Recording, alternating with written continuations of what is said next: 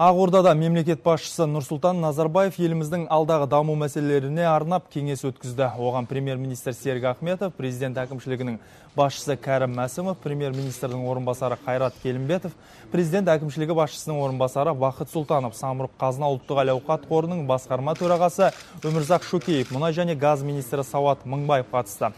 Кеңесте банк секторы мен зейнетақы реформасының жай-күйі және мұнай-газ саласын одан әрі дамыту мәселелері талқыланды. Мемлекет басшысының үкіметтің кеңейтілген отырысында берген тапсырмалары Қазақстан 2050 стратегиясындағы міндеттердің орындалу барысы қаралды.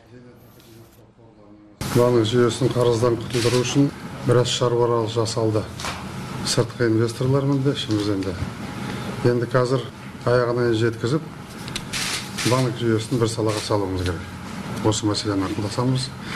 Екінші мәселе зейнетақы жинақтау қорларының мәселесі. Айтып жүрміз, ел ішінде сөз болып жүр.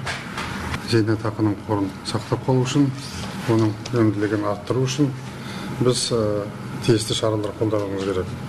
Үшінші мәселе жиналып қалған мұнай-газ саласындағы шешілмеген мәселелер. Осының барлығын анықтап алу үшін мен сіздермен кездесіп отырмын. Бұның барлығы үкіметтің жиналысында айтылған мәселелер, стратегиялық бағдарламада айтылған мәселелер. Осының барлығын орындау үшін нақты келісіп алып, жұмысты бастау керек. Нұрсұлтан Назарбаев банк жүйесіндегі сыртқы қарыздарды төмендету жөнінде бірқатар шара қабылдағанын және бұл істі жалғастыра беру қажеттігін атап өтті. Президент сонымен қатар зейнетақы жүйесінің тиімділігін арттыру үшін тиісті шаралар қабылдау қажеттігін айтты. Мұнай-газ саласындағы өзекті мәселелерді шешу бойынша да нақты міндеттерді анықтау қажеттігіне тоқталды. Кеңес қорытындысы бойынша мемлекет басшысы талқыланған жұмыс бағыттарына қарай бірқатар нақты тапсырмалар берді. Былтырғы жылы Самұрық-қазына қоры БТА банктың басшылығы өте үлкен шаруа жасап, екінші қайта құру процесін аяқтады. Ең бастысы мынау банктың басқаруындағы шетелдік инвесторлар, шетелдік кредиторлардың тым үлкен құқықтары қысқартылып, жаңадан басқару жүйесі құрылды. Енді БТА банктың тағдыры қазір Самұрық-қазына қоры демек мемлекеттің қолына тиді. Сондықтан елбасының тапсырмасы бойынша Самұрық-қазына қоры биылғы жылы осы БТА банктағы Альянс Темірбанктағы капиталдан шығу керек деген сондай тапсырма берілді. Алдағы 8 жылда агроөнеркәсіптік кешенді дамытуға 3 триллион теңге жұмсалады. Бұл туралы Ауыл шаруашылығы министрлігінің алқа отырысында мәлім болды. Үкімет басшысы Серік Ахметовтың айтуынша 2020 жылға дейінгі саланы сауықтыруға бағытталған бағдарлама биыл ақпан айында қабылдануы тиіс.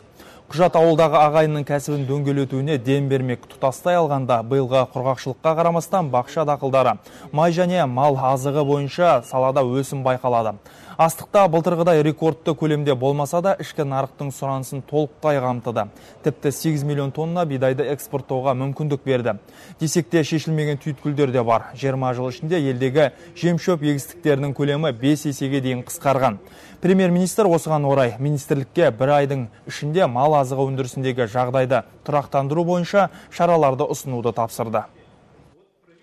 Ауыл алтын бесігіміз,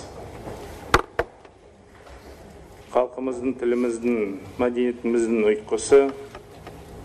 Сондықтан ауылдың шаруашылығын дамыту, ауылдың тұрғындардың жағдайын жақсарту елбасымыз Нұрсұлтан Әбішұлы Назарбаевтың ерекше назарында. Ол біздің осы отырған залда біздің әріптестеріміздің, министрліктің, үкіметтің ерекше назарында болу керек.